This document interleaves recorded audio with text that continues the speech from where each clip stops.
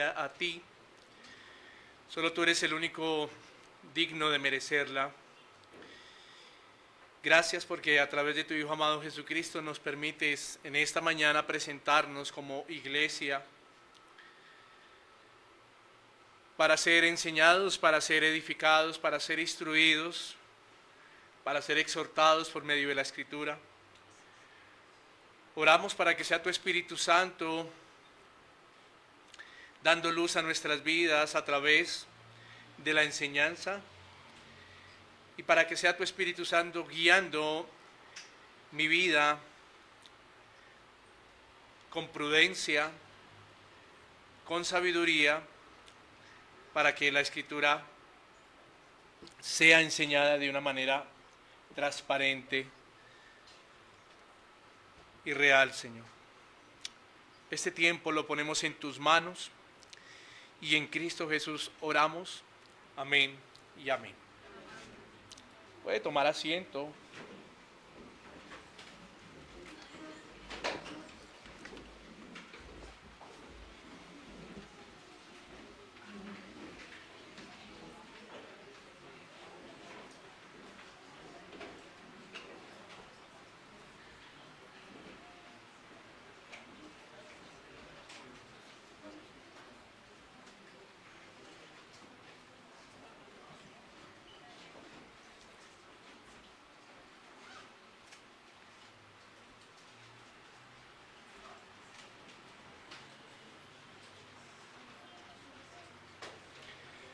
Bueno, como todos ustedes saben, seguimos en la exposición del libro de Hechos y estamos ahí en el capítulo 16, como acabamos de leerlo.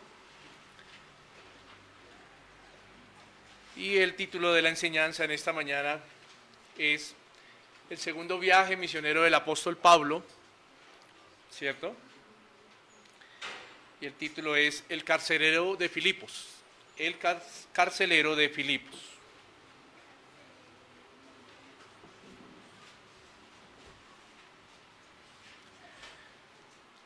Como es de costumbre, por lo general siempre trato de hacer una introducción de acuerdo a lo que vamos a estar mirando en el texto, ¿cierto? Y la introducción trato de manejarla con puntos importantes que nos van a ayudar a mirar el contexto, en este caso, sociocultural que estaba pasando allí en Filipos, ¿cierto? Entonces, en esta introducción,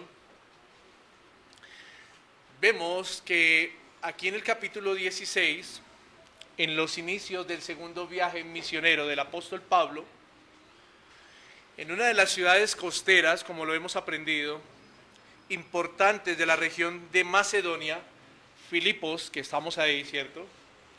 Allí se desencadenan unas situaciones que Dios en su providencia permite para que el evangelio siga su rumbo y para que allí en esta ciudad se establezca una iglesia local. En su providencia el Señor permite circunstancias, ¿cierto?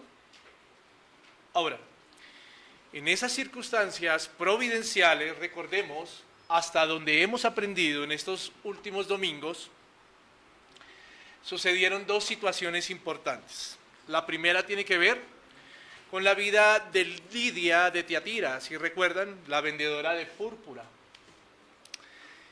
Y la segunda fue, que lo estuvimos mirando hace 8 días, con la muchacha adivina y o la esclava, ¿cierto? Y en este último aprendíamos cómo Dios trae liberación a la vida de una joven que fue esclava de un espíritu de adivinación que se apoderó de ella, pero como en medio de lo que Dios hizo a través de los misioneros que estaban allí, trajo consecuencias para la vida de los misioneros, pero también trajo consecuencias para la vida de esta mujer o de esta muchacha, ¿cierto? Porque ella fue libre de ese espíritu que la oprimía. Ahora, posterior a este suceso, encontramos que los misioneros sufrieron la rigurosidad del castigo de Roma, ya que debido a lo sucedido con esta joven, Pablo y Silas fueron azotados y enviados a la cárcel, y allí los amarraron o los encadenaron con cepos, dice la Escritura, ¿cierto?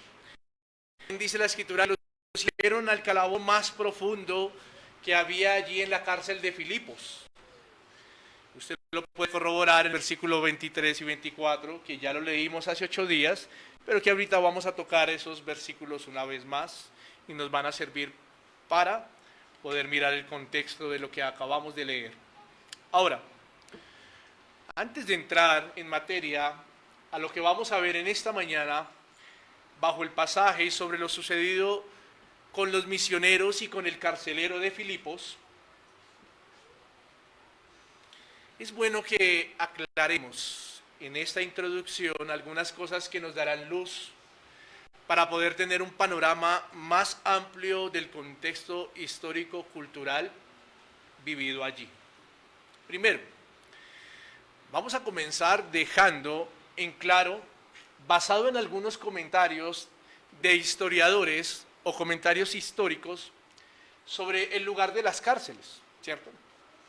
Las cárceles quedaban ubicadas en sitios no muy lejanos de las partes o de la parte central de la ciudad o de las partes centrales de las ciudades, ¿cierto? Y estas, al parecer, tenían diferentes niveles, por lo general 2 o 3, los cuales esos niveles eran cavados porque eran hechos por roca, eran cavados en la roca para construir las celdas y los calabozos. Cuando en el versículo 24 vemos que los misioneros fueron llevados al calabozo más adentro, usted lo puede leer ahí en el versículo 24, se refiere a que este calabozo está ubicado en el último nivel. Entonces, como estaba ubicado en el último nivel, por así decirlo, la luz no llegaba hasta allí, eran oscuros totalmente. Otra cosa importante que podemos aclarar aquí en esta introducción es que en el siguiente nivel, ¿cierto? El primero era los calabozos, en el siguiente encontrábamos las celdas comunes, donde se albergaban a los reos, ¿cierto?, bajo una comodidad, entre comillas, mejor que el calabozo, ¿cierto? Y en ese mismo nivel había un patio que separaba las celdas de la casa o del lugar o de la habitación donde vivían los carceleros junto con sus familias, o donde vivían los cuidanderos de aquellos lugares. Es bueno que aclaremos esto. En muchos de estos patios que dividían las celdas con los lugares donde se hospedaban los carceleros, dejaban cántaros o albercas grandes donde había agua, ¿cierto?, para el uso que ellos le daban, para el uso necesario de ellos. Ahora, en las casas o viviendas de los carceleros se hospedaban sus familias, como lo acabo de decir, pero también se hospedaban sus siervos, si los tenían. Si el carcelero tenía siervos, también se hospedaban allí. Y eran los que ayudaban en el mantenimiento de las cárceles. Es bueno también dejar en claro algo aquí, y es que los carceleros eran hombres valerosos, instruidos en manejo de armas, eran sagaces, por lo general fuertes en su físico, ¿cierto?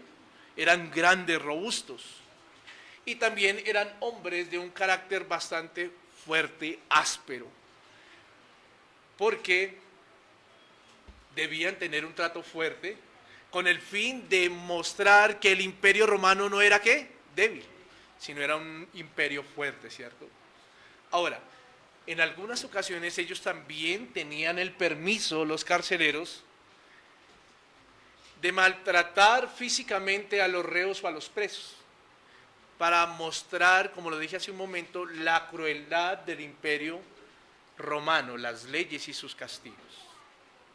Teniendo en cuenta estos datos, que yo sé que para usted y para mí son interesantes, y más que acabamos de leer una historia de Pablo y Silas en una cárcel, podemos entender un poco el contexto, ¿cierto?, sociocultural de lo que estaban viviendo Pablo y Silas allí, en qué comodidad y en qué ambiente, ¿cierto? Y vamos a mirar el pasaje bajo dos puntos principales en esta mañana. El primer punto tiene que ver con la reacción que tuvieron los misioneros y el segundo tiene que ver con lo que pasó en la vida del carcelero y su familia. Entonces vamos a ver el primero, que tiene que ver con enfrentando las aflicciones con Cristo. Está en el versículo 25. Enfrentando las aflicciones con Cristo. Vamos a leer de nuevo el versículo 25 de Hechos 16. Yo lo invito para que me sigan la lectura. Dice: pero a medianoche orando, Pablo y Silas cantaban himnos a Dios, y los presos los oían. Lucas nos introduce de inmediato en cómo los misioneros reaccionaron después de haber sido encadenados y dejados en el calabozo. Su reacción, para muchos, ¿cierto?, para muchos de nosotros como lectores de las Escrituras, puede sonar algo irónico, pero para muchos objetores de la Escritura puede sonar algo hipócrita e interesado en cuanto a la reacción de ellos. Pero para un creyente su reacción debe ser un ejemplo a seguir en cuanto a su fe, en cuanto a su amor por Cristo, en cuanto a su testimonio, en cuanto a su entendimiento de la doctrina de la salvación, y también debe ser un ejemplo retador para todos nosotros como creyentes, ya que en nuestra débil humanidad, mi querido amigo y hermano, a veces nuestras reacciones no nos permiten vivir de una manera similar como la que ellos vivieron, ¿cierto? Puede ser porque, como lo digo, en nuestra débil humanidad nos cuesta, o porque quizá no se nos han presentado situaciones similares como la que tuvo Pablo y Silas, o situaciones que se comparen a las vividas por las que pasaron los misioneros. Para mirar su reacción tenemos que primero entender su situación. Para mirar la reacción, para que sea un ejemplo para nosotros como creyentes, primero debemos mirar otra vez su situación. Y vamos a ver dos punticos ahí que confiere a la situación que ellos estaban viviendo. Quiero invitarlo al versículo 22 y 23 de Hechos 16.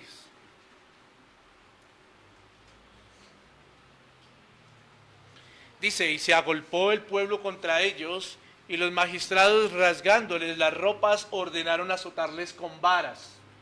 Después de haberles azotado mucho.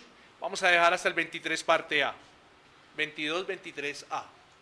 Entonces, en cuanto a su situación, aquí podemos encontrar una primera cosa, y es que ellos estaban golpeados y azotados.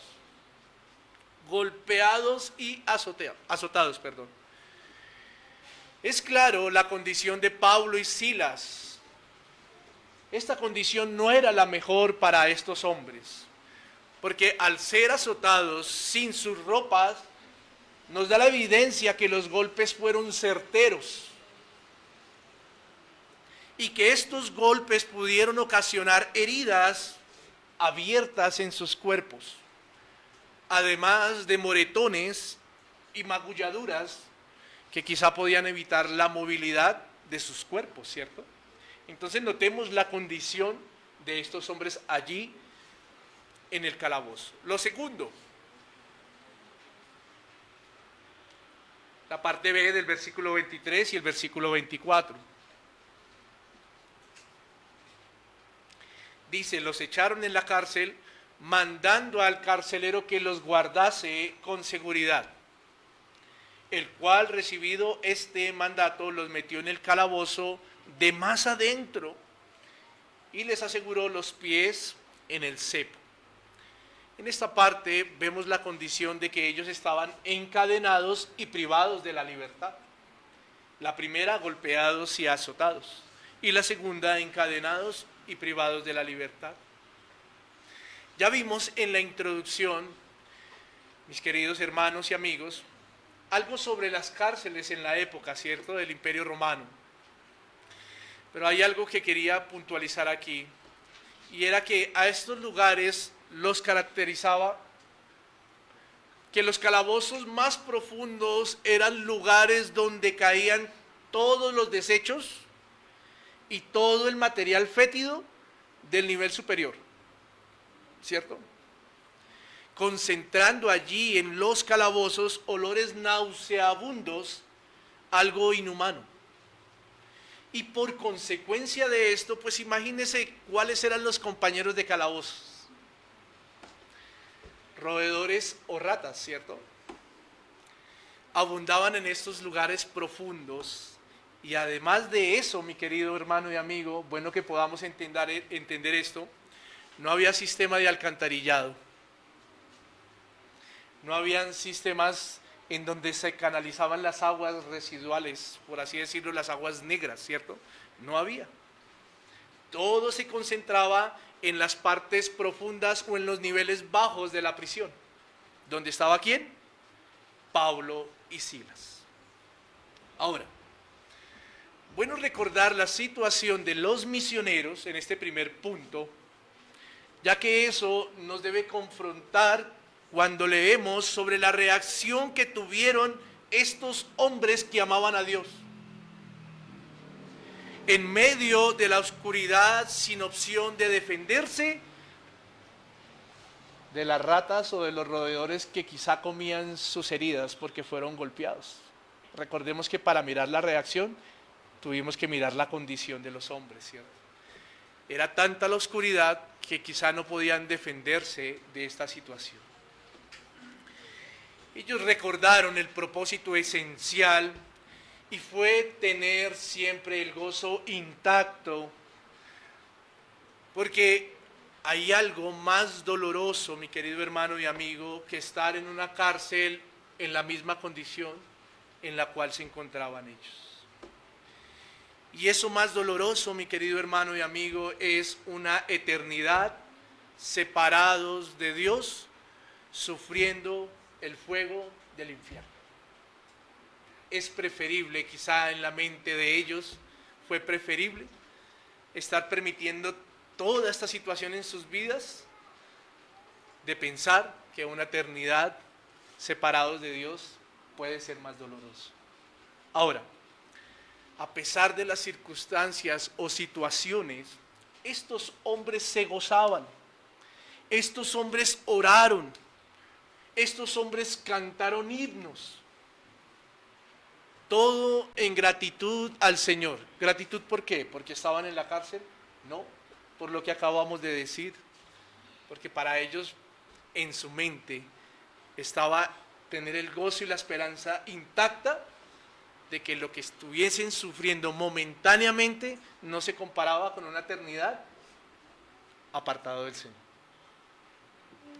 Pablo incluso más adelante nos lo recuerda en la segunda carta a los Corintios, y yo quiero invitarlo a que lo leamos. Segunda carta a los Corintios, capítulo 4, versículo 8 al 10, y después vamos a leer el versículo 16 y 18 del mismo capítulo. Segunda a los Corintios, capítulo 4, versículo 8 al 10.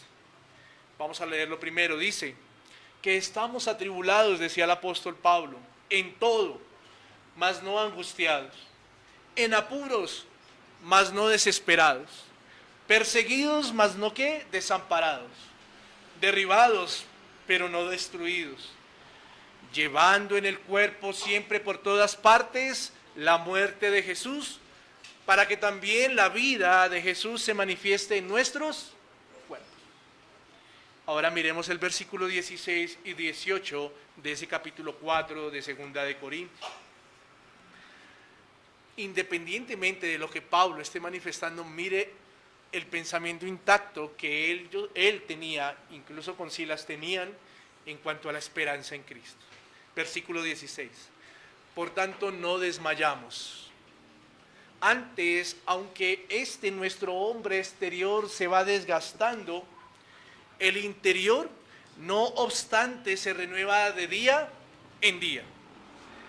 Porque esta leve tribulación momentánea produce en nosotros un cada vez más excelente y eterno peso de gloria. No mirando nosotros las cosas que se ven, sino las que no se ven. Pues las cosas que se ven son temporales, pero las que no se ven son eternas. Quería apoyar esta situación que estaba viviendo Pablo y Silas con lo que mismo Pablo dijo más adelante, tratando de hablarle a la iglesia de Corintios y a nosotros hoy a través de la Escritura, a Dios, de que las situaciones o circunstancias son leves, son momentáneas, porque no se compara verdaderamente a ese peso de gloria eterno que nos espera. Pablo había tenido un entendimiento que todo lo que sufría en y por Cristo era parte de su llamado primeramente. Pero también le fue necesario que este sufrimiento, como parte de su llamado, le fue necesario para darse cuenta que eran leves tribulaciones momentáneas. Mi querido hermano y amigo, su reacción, ellos oraron, ellos cantaron. Ya vimos la circunstancia, ¿cierto?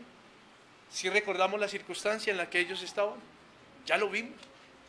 Quizá no podían ver a más de 5 centímetros o 10 centímetros por la oscuridad del calabozo.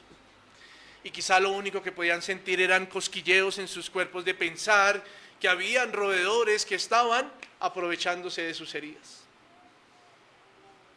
Ellos oraron y cantaron, muestra de su fe. Y además de eso, Lucas dice que cuando ellos estaban haciendo esto, los demás presos que estaban en la cárcel los escucharon, ¿cierto? Los escucharon, así dejando ver que en medio de su reacción ellos testificaron del nombre de Cristo. En medio de su reacción, en medio de su condición, ellos testificaron del nombre de Cristo, sin importar lo que estaban viviendo. Quiero dejarle para este primer punto una aplicación, porque ahorita nos vamos a concentrar en la vida del carcelero, pero quiero dejarle una aplicación. Y es que quiero invitarlo, mi querido amigo y hermano, que meditemos cómo es nuestro comportamiento, cómo es nuestra reacción en medio de las circunstancias. ¿Cómo es cuando hay una circunstancia que nos agobia? ¿Cómo reaccionamos ante estas situaciones? Claro, quiero afirmar algo, que todos no somos iguales. Quiero afirmarlo. Todos no somos iguales, ni tampoco la regla es que debemos reírnos en todo momento, sin importar la circunstancia. Quiero dejarlo ahí.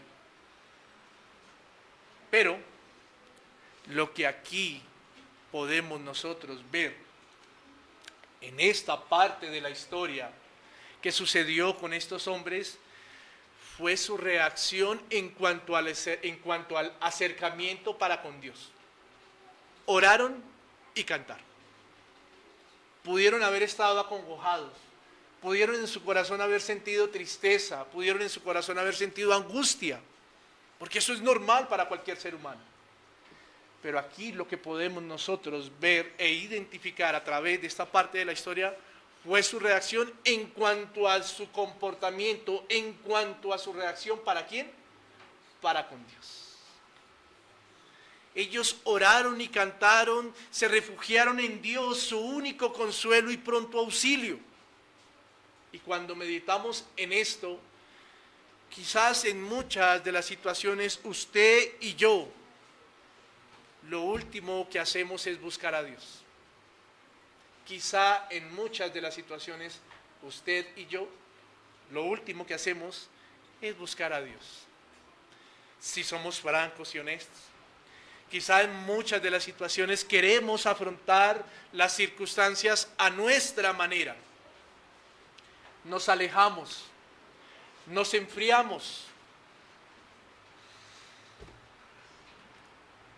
Y Y si en alguno de los casos nos acercamos a Dios en oración, tenemos que reconocer que quizá lo hacemos de una manera interesada, esperando que Dios nos conceda que la circunstancia que estamos viviendo sea arreglada, ¿cierto?, bajo nuestros caprichos o bajo lo que nosotros queremos y pensamos. Debemos reconocer. Mi hermano, nuestra reacción debe ser notoria, pensando siempre en que todas las tribulaciones son, ¿qué?, momentáneas. Todas son momentáneas, todas las tribulaciones. Y que el Señor las permite en nuestras vidas con el propósito de que crezcamos a la estatura de Cristo, con el propósito de que el carácter de Cristo sea formado en cada uno de nosotros, pero también muchas de las circunstancias son permitidas en nuestra vida porque allí afuera hay muchos también que están mirando y están escuchando de qué manera reaccionamos ante las circunstancias que vivimos. Sí podemos meditar un poco en eso. Que usted y yo hablamos de un Cristo que nos ha salvado, ¿cierto? Un Cristo que muchas veces cuando aconsejamos o cuando hablamos de Él le decimos a las personas: refúgiese en Cristo, venga porque Él es su pronto auxilio. Él es el Salvador que usted necesita. Usted sin Él está perdido. Y lo predicamos. Pero cuando tenemos circunstancias, nos desmoronamos. ¿Y dónde quedó la fe del Cristo que estamos predicando? ¿Dónde quedó la fe del Cristo que estamos predicando? Por eso el punto aquí es que la regla no es que nos riamos en todo momento, aún en los de dolor. No, como seres humanos sentimos. Quizá tenemos que vivir lutos, quizá tenemos que vivir tiempos de tristeza, de lloro. La misma Escritura lo dice, hay tiempo para todo. El punto es que en medio de cada circunstancia, la reacción siempre debe ser lo que la regla aquí sí nos está plasmando, es buscar de Dios. Triste, alegre, acongojado, como usted se sienta o como nosotros nos sintamos, la regla aquí sí es buscar de Dios. Y aquí es lo bonito del ejemplo de la reacción que tuvieron estos hombres independientemente de lo que estaban viviendo. Y es bueno que usted y yo meditemos en eso. ¿Cómo estamos reaccionando ante las circunstancias? Quizá no estamos en un calabozo en donde no podemos ver. Quizá no estamos con roedores a nuestro costado. Quizá no estamos con heridas y azotes en nuestro cuerpo. Quizá por el momento. Quizá habrán otras circunstancias, de pronto no comparables con las que estaban viviendo ellos, de pronto hasta más pesadas. El punto es cómo estamos reaccionando en medio de las circunstancias. Como personas de fe, ¿hemos creído? No hemos creído en que Dios, como lo decíamos hace un momento, en que Dios va a solucionar los caprichos de nuestro corazón. No. Sino más en el punto de nuestra reacción para con Dios, que debe ser como creyentes, orar y exaltarlo independientemente de la angustia que tenemos. Esto es lo que debemos rescatar aquí en esta parte. Es la reacción que debemos tener en Cristo. En Cristo. Como le dije, vamos a estar mirando este pasaje en 2 puntos. Este fue el primero. Ahora vamos a mirar todo lo que sucedió o lo concerniente a la vida del carcelero. Y este segundo punto lo he llamado de la siguiente manera: Dios en su providencia hace uso de lo natural y de lo sobrenatural por la salvación de sus hijos. Dios en su providencia hace uso de lo natural y lo sobrenatural por la salvación de sus hijos. Vamos a leer el versículo o los versículos 26 al 34.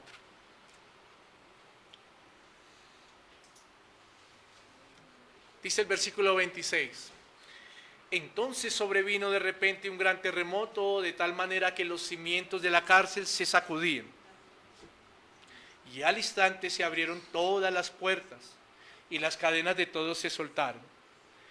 Versículo 27, despertando el carcelero y viendo abiertas las puertas de la cárcel, sacó la espada y se iba a matar, pensando que los presos habían huido. Mas Pablo clamó a gran voz diciendo: no te hagas ningún mal, pues todos estamos aquí. Él entonces, el carcelero, pidiendo luz, se precipitó adentro y temblando se postró a los pies de Pablo y de Silas. Versículo 30. Y sacándoles les dijo: señores, ¿qué debo hacer para ser salvo?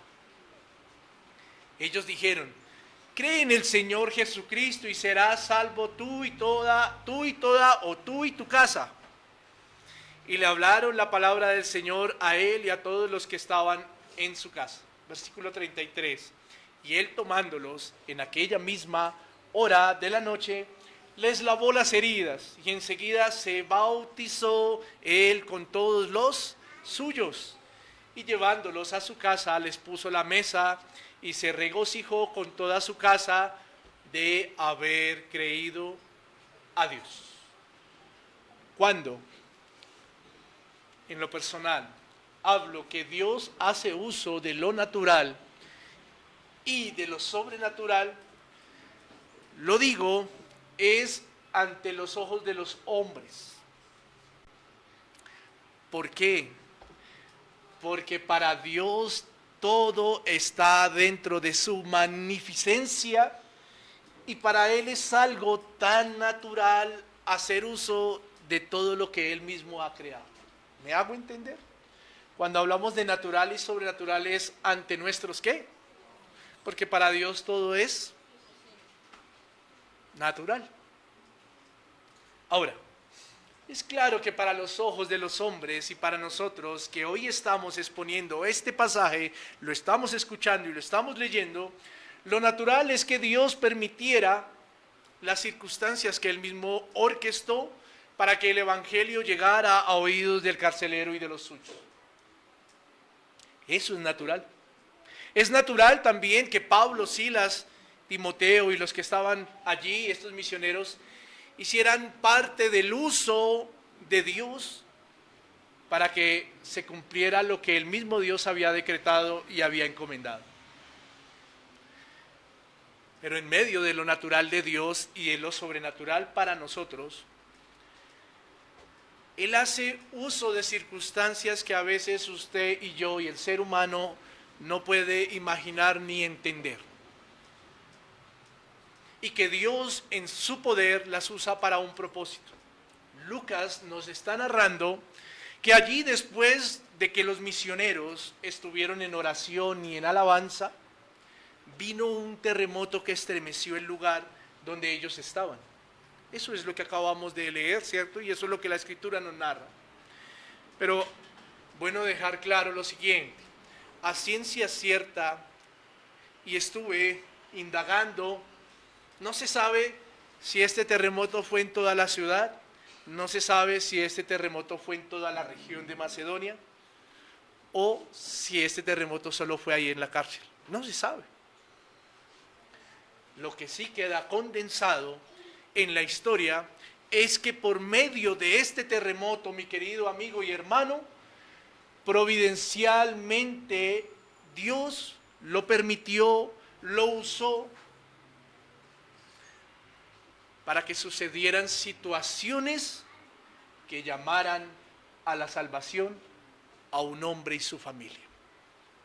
Dios providencialmente permitió este acto sobrenatural para nosotros, vuelvo y digo, para que sucediera la situación de llamar a un hombre y a su familia a la salvación.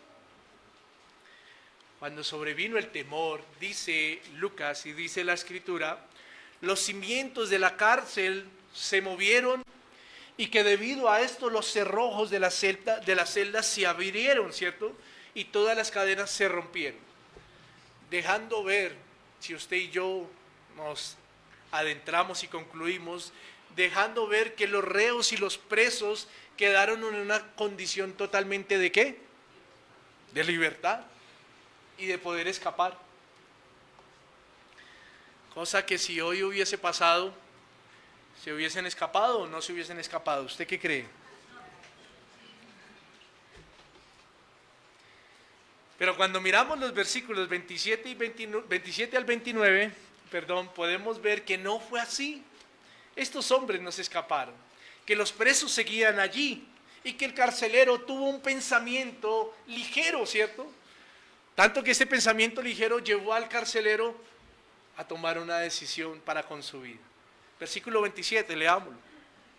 Despertando el carcelero y viendo abiertas las puertas de la cárcel, sacó la espada y se iba a matar, pensando que los presos habían huido. El carcelero tomó su espada e iba a suicidarse. ¿Por qué? Aquí cabe esta pregunta. ¿Por qué? Bueno, según la ley romana, cuando un carcelero dejaba huir o escapar a un preso o a los presos, este hombre era sentenciado a muerte. En la exposición de Hechos pudimos ver algo similar. Miremos el capítulo 12, versículo 19. Capítulo 12, versículo 19.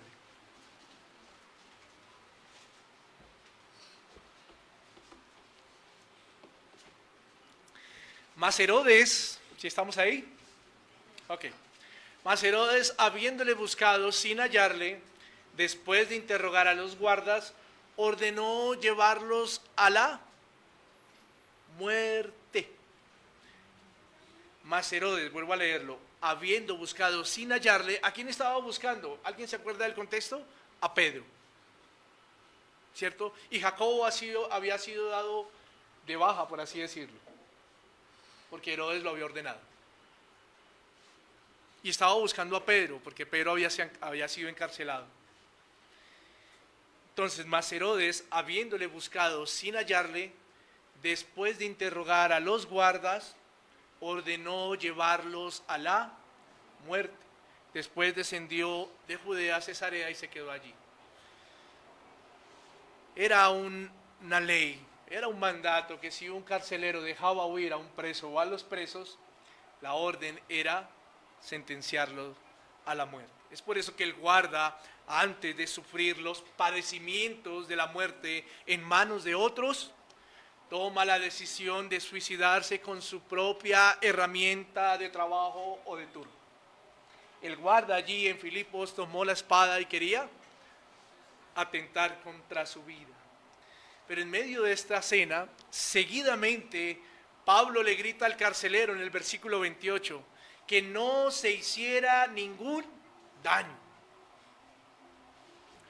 que todos los reos y presos estaban ahí en la cárcel. Aquí cabe anotar algo, y es que las cárceles, como lo hemos hablado, y según ahorita lo que vamos a leer en el versículo 29, y los calabozos no tenían ¿qué? Luz. No tenían luz. No había luz. Pablo pudo evidenciar esto que estaba sucediendo. El versículo 29 es claro en esta condición allí en la cárcel. Mire lo que dice el versículo 29. Él, entonces, ¿quién es él? El carcelero. Entonces pidiendo luz, se precipitó adentro y temblando se postró a los pies de Pablo y de Silas. Pidió luz el carcelero. Quizás su familia le ayudó, ¿cierto?, en esta tarea, para que él pudiera ver lo que Pablo estaba afirmando.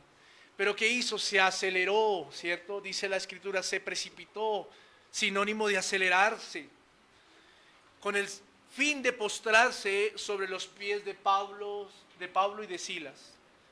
Ahora, cabe aclarar algo aquí. No con el mismo ánimo que tuvieron los ciudadanos de Listra para con Pablo de reconocerles como Dios. ¿Sí se acuerdan de esa escena? que los ciudadanos de Listra, cuando vinieron ante Pablo y Bernabé, ¿qué hicieron? Se postraron ante sus pies, se humillaron y decían que eran ¿qué? Dioses. Aquí es otra la escena. Aquí la escena es que el carcelero se precipitó, se aceleró en ir a postrarse, pero no para reconocerle como Dios, sino más bien con el ánimo de preguntarles algo, lo cual iba a desencadenar en el propósito principal de esta historia. Versículo 30. Y sacándolos, les dijo: señores, ¿qué debo hacer para ser salvo? ¿Sí vio el afán del carcelero? ¿Qué debo hacer para ser salvo? Al ver aquí lo que hizo el carcelero, notamos que él mismo se los llevó a un lugar de afuera, a un lugar afuera de el calabozo o de las celdas, independientemente del nivel donde estuviera. ¿Cierto? Posiblemente el patio que se ubicaba entre las celdas y la vivienda donde él y su familia se hospedaban, ¿cierto?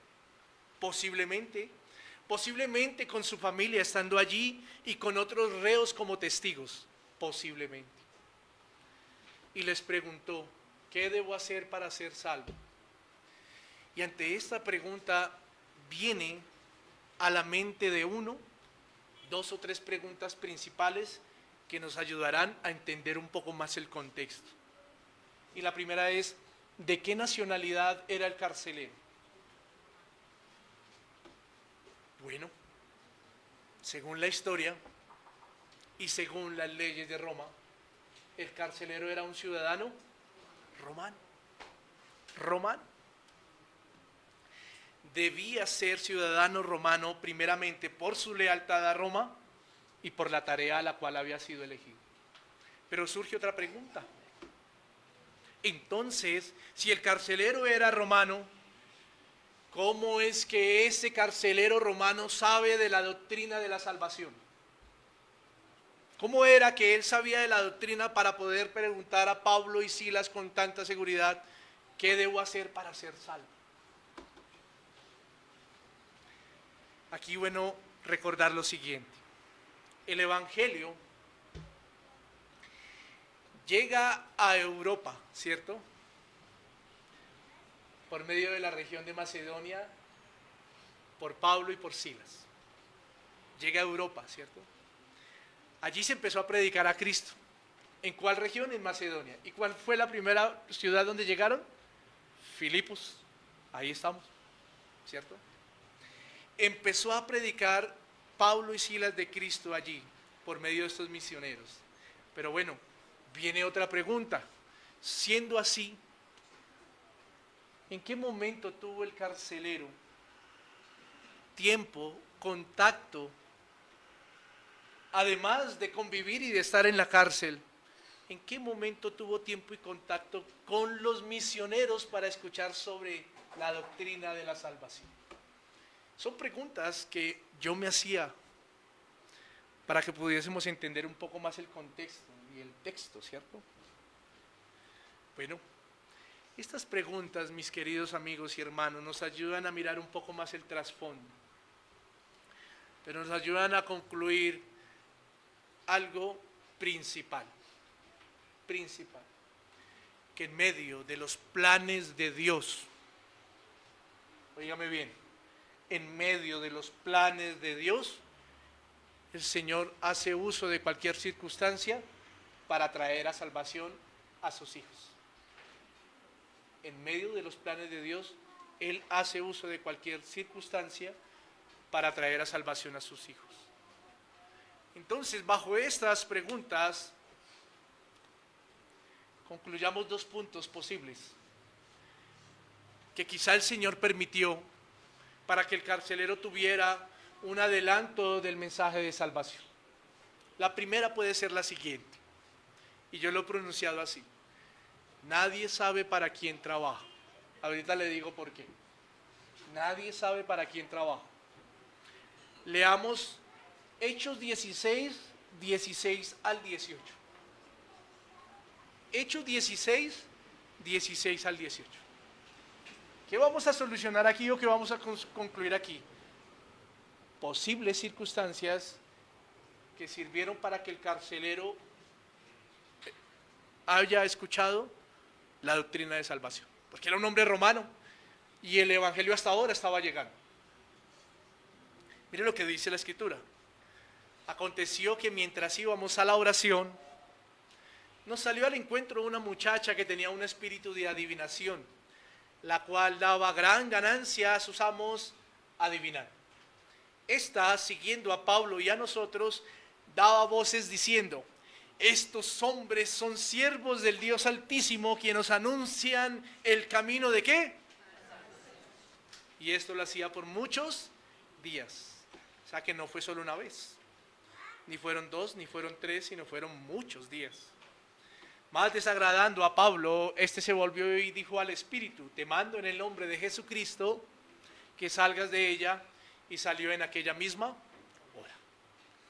En esta primera parte, para darle solución a las preguntas, como le dije hace un momento, le he puesto nadie sabe para quién trabaja, y lo he enunciado así a modo coloquial.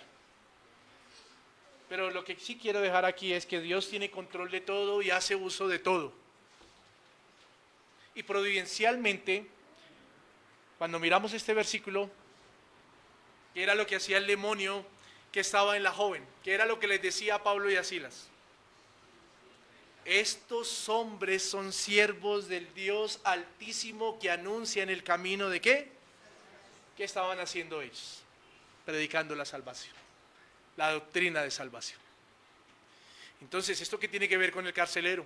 ¿Cómo llegó a oídos del carcelero? ¿Ok? Si usted se da cuenta, en el versículo 18 que acabamos de leer, esto lo hacía repetidamente el demonio, ¿cierto? ¿Por qué? Porque Pablo, Silas, Timoteo y los misioneros hicieron esto por muchos días, allí en Filipos. Lo que nos deja ver que posiblemente por algún familiar, por alguien cercano o por sí mismo el carcelero pudo haber escuchado en medio de las calles de Filipos el mensaje de la doctrina de salvación.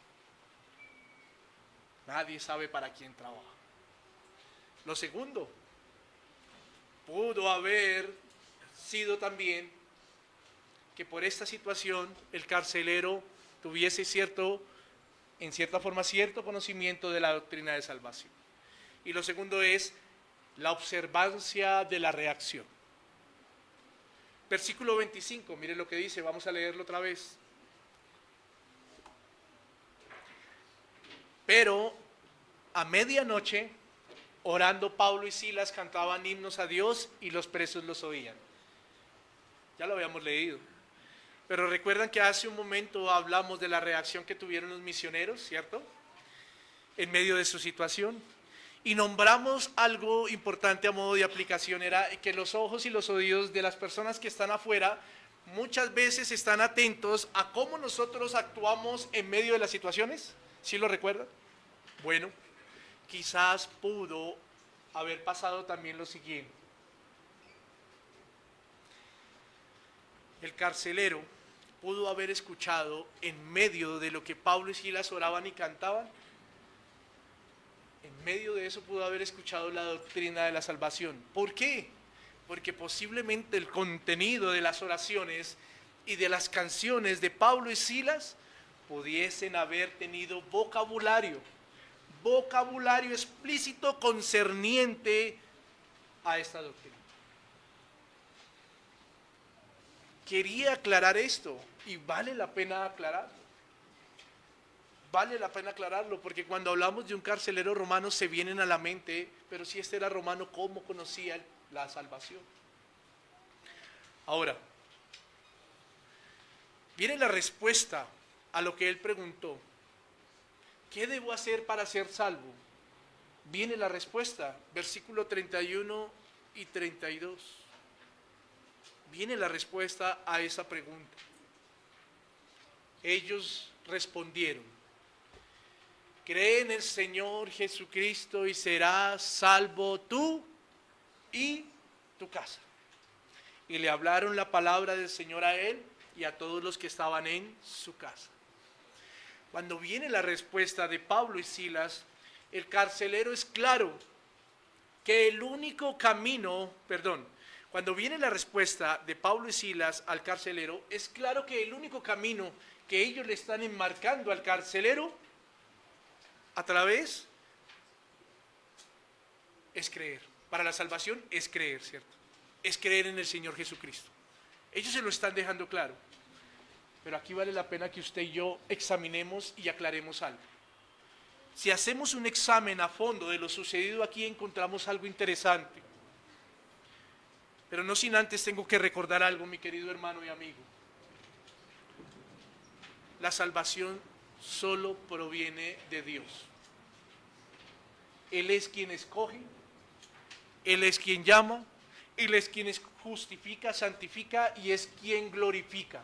Solo es de Dios, compete la salvación solo a Dios. Quería aclarar esto. Ahora, lo que podemos ver en el versículo 31 es que encontramos una respuesta a un enunciado del propósito verdadero de lo que es creer. Si fuese solo por decir, yo creo, entonces muchos serían ¿qué? Por no decir todos. ¿Sí me hago entender? Note el enunciado, ¿cierto? A la respuesta. Note en el versículo 31. ¿Qué debo hacer para ser salvo? ¿Qué le respondió Pablo y Silas? Cree en el Señor Jesucristo y será salvo tú y tu casa. Si fuese solo por decir yo creo, entonces muchos, por no decir todos, serían salvos. El carcelero, después de esta respuesta, si hubiese sido bajo la premisa de decir creo y ya, pues ya hubiese sido salvo, ¿cierto? ¿Cierto? Y esto pasa, y no sé si usted lo ha escuchado, cuando miramos este texto sin mirar el contexto de lo que es creer, muchos hoy creen que son fieles seguidores de Cristo. Muchos hoy creen que son fieles seguidores de Cristo, viviendo una vida liberal. Vuelvo y reitero, si fuese solo por repetir la palabra creer, entonces no habría necesidad de algo más. No habría necesidad de nada más. Miremos lo que dice Santiago capítulo 2 versículo 19.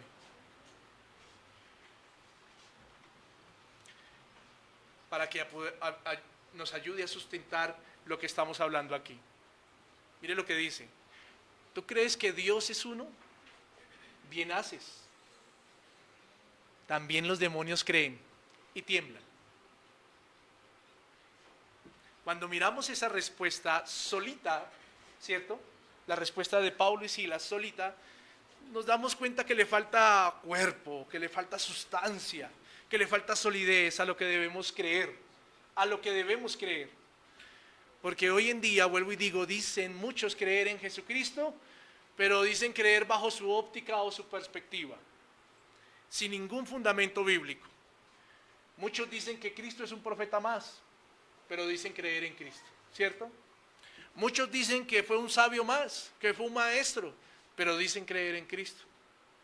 Y otros por ahí dicen que Cristo es aquel que ha venido a traerte riquezas y a arreglarte la vida. Y dicen creer en Cristo. Si fuese así, entonces muchos serían ¿qué? ¿O todos serían qué?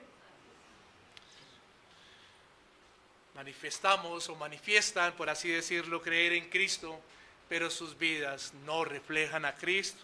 Entonces, cuando miramos el complemento de lo que vemos en esta premisa, en el versículo 32 nos damos cuenta que Pablo y Silas le colocaron la sustancia, le colocaron el sustento, le colocaron el fundamento al enunciado. Miremos de nuevo el versículo 32, acompáñeme, mire lo que dice. Y le hablaron la palabra. y le hablaron la palabra del Señor a él y a todos los que estaban en su casa. ¿Qué hizo Pablo y Silas luego de que le respondieron o de que le dieron el enunciado a la pregunta que el carcelero dijo? ¿Qué hicieron? Instruyeron, enseñaron, le explicaron. Y quiero decirle algo aquí. Para el Espíritu Santo le fue necesario en ese momento unos minutos, unas horas, no más, para que el corazón del carcelero fuese compungido y fuese convencido de pecado, justicia y juicio. Al Espíritu Santo le fue no más indispensable unos minutos, porque Él lo puede hacer todo. Ahora, ya para terminar, que ya entramos aquí en la recta final, después de esto viene una secuencia de eventos que nos dejan ver lo que Dios hizo realmente en la vida del carcelero. Y tiene que ver con la respuesta del corazón del carcelero. La primera fue arrepentimiento y fe. Arrepentimiento y fe. ¿Cómo demostró el carcelero ese verdadero arrepentimiento y fe? ¿Cómo lo demostró? Miremos el versículo 33.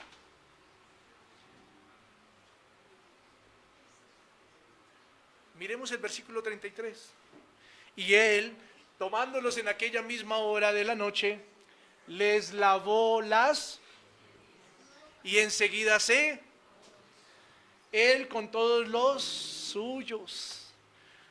Mi querido hermano, en la introducción vimos algunas cosas importantes que nos iban a ayudar para entender el contexto de lo que estaba pasando aquí. ¿Qué dijimos sobre el carcelero y sobre los hombres que eran apartados para esta tarea? Que eran hombres ásperos, ¿cierto? Un carcelero, un hombre que era áspero y que era malo en sus tratos por su profesión, porque él ejemplarizaba el poder y la ley romana, y porque así debía decir su hoja de vida, la de un carcelero romano. Ahora se ha convertido en un hombre dócil, se ha convertido en un hombre servicial, se ha convertido en un hombre compasivo, se ha convertido en un hombre misericordioso. ¿Qué hizo? ¿Cómo demostró su arrepentimiento y su fe? Lavó las heridas de aquellos, ojo, de aquellos a quien seguramente él mismo golpeó y maltrató al momento de colocarle las cadenas y de llevarlos al calabozo. A quien seguramente. Dígame si para usted y para mí esto no es asombroso lo que el Señor hace en el corazón de un hombre. ¡Wow! Es muestra del fruto verdadero del arrepentimiento y de la obra que Dios hace en el corazón de una persona, como lo hizo allí en el carcelero. Miremos Santiago para sustentar un poco más esto. Miremos Santiago capítulo 2, versículo 14 al 17. Miremos. Santiago capítulo 2, versículo 14 al 17. Hermanos míos, dice Jacobo, ¿de qué aprovechará si alguno dice que tiene fe y no tiene obras? ¿Podrá la fe salvarle? Y si un hermano o una hermana están desnudos y tienen necesidad del mantenimiento de cada día, y alguno de vosotros les dice, id en paz y calentados y saciados, pero no les dais las cosas que son necesarias para el cuerpo, ¿de qué aprovecha? Así también la fe, si no tiene obras, es muerta en sí misma. ¿Qué demostró o qué pasó en la vida del carcelero? Arrepentimiento y fe. ¿Y cómo se dejó ver esta obra del Espíritu Santo en la vida del carcelero? Por su reacción, por el fruto de la conversión. Lavó sus heridas. Y vuelvo y otra vez traigo a lo que dije hace un momento. Un hombre de carácter fuerte, áspero, acostumbrado a maltratar. En medio de unas horas, el Espíritu Santo obró en su corazón y ya estaba lavando las heridas, quizá de estos hombres que en algún momento él mismo les golpeó. Lo siguiente que podemos ver en esta secuencia es que él fue llamado bajo la instrucción que le dieron. Él fue llamado, como vimos en el versículo 32, Pablo y Silas les enseñaron, ¿cierto? Bajo esta instrucción a él le quedó claro sobre el llamado que debía ser obediente. ¿Y cuál fue el resultado de obediencia, de su obediencia después de que él sanó o de que en cierta forma él curó las heridas de estos hombres? ¿Cuál fue? Bautizarse. Bautizarse. Y aquí quiero aclarar algo. Bautizarse no como medio para salvación, ojo, no como medio para salvación, pero sí como una señal pública de que él, el carcelero, ahora se identifica con la muerte y la vida de Cristo. Y aquí yo puse un paréntesis, y espero me entiendan. El Espíritu Santo, Dios, es poderoso. Pero yo aquí puse un paréntesis. Es curioso ver que aquí el Espíritu Santo solo necesitó de unas horas para hacer la obra en el carcelero, ¿cierto? Es curioso. Pero este paréntesis no es para subestimar el poder de Dios, jamás, nunca. Sino es para poner en balance o en balanza situaciones que hoy vemos. Es curioso ver que el Espíritu Santo necesitó de unas horitas para hacer una obra determinante en el corazón del carcelero. Pero ¿no le parece aún más curioso que muchos corazones hoy en día se resisten para dar este paso de obediencia a Dios? Era solo un paréntesis. Lucas dice que el carcelero se bautizó con todos los suyos. O sea que los que vivían con él también estaban dentro del propósito del Señor. Dentro del propósito de salvación. Por último, en esta secuencia, cierro acá y dejo unas aplicaciones. Por último, en esta secuencia, vemos en la vida del carcelero que así como Lidia, ¿cierto? Lidia de Tiatira, ¿recuerdan? Así como esta mujer abrió su casa y bendijo la vida de Pablo, así también la casa del carcelero fue abierta al servicio de Dios. Versículo 34.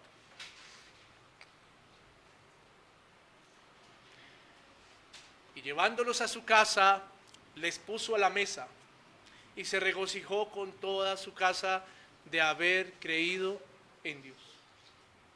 ¿Qué hizo? Puso su casa al servicio de Dios.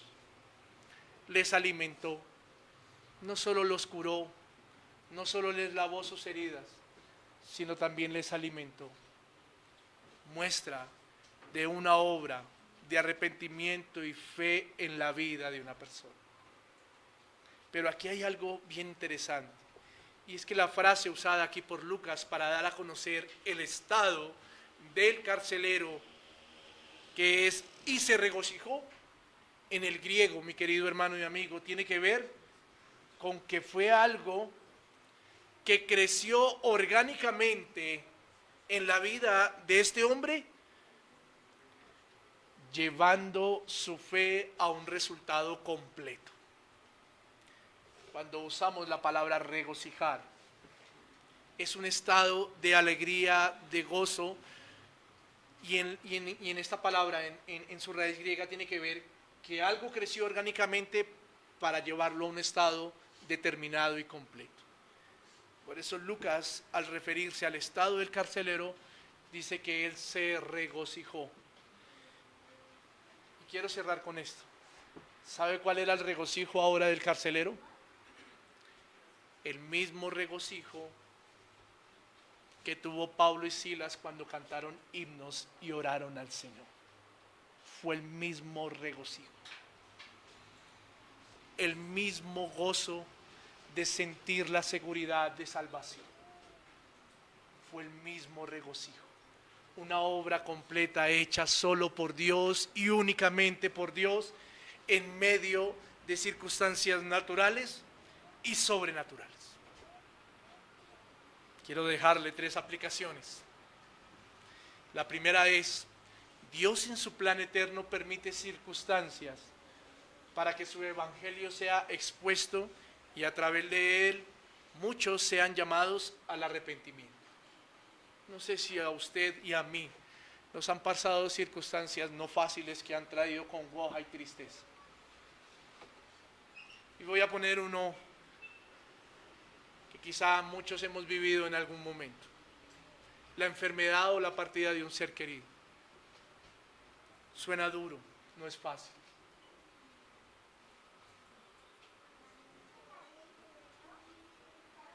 Pero aún en medio de esto, usted y yo aprovechamos para sembrar el evangelio. Aún en medio de estas circunstancias permitidas por Dios, en lo natural de Dios, usamos el tiempo, la circunstancia para que el evangelio llegue a aquellos que están rodeando nuestras vidas en ese momento. Es solo a manera de que usted y yo meditemos y nos preguntamos. Segunda aplicación: Dios hace uso de cualquier circunstancia natural y sobrenatural ante nuestros ojos. Y siempre lo hace con un propósito. Siempre lo hace con un propósito. Siempre. Por último, quiero dejarle lo siguiente, y es la salvación, mi querido hermano. Y si hay alguien que me escucha en esta mañana y que nos acompaña por primera vez, hay alguien a través de las redes que en algún momento pueda escuchar este mensaje, quiero decirle que la salvación es del Señor y que todo ser humano necesita ser salvo. Necesita ser salvo. Todo ser humano. Que la salvación es individual, que no pensemos que porque la respuesta de Pablo y Silas es creer en el Señor Jesucristo y serás salvo tú y tu casa, por el yo creer entonces ahora mi hijo y mi esposa son salvos. No, porque ellos también estuvieron expuestos al mensaje del evangelio.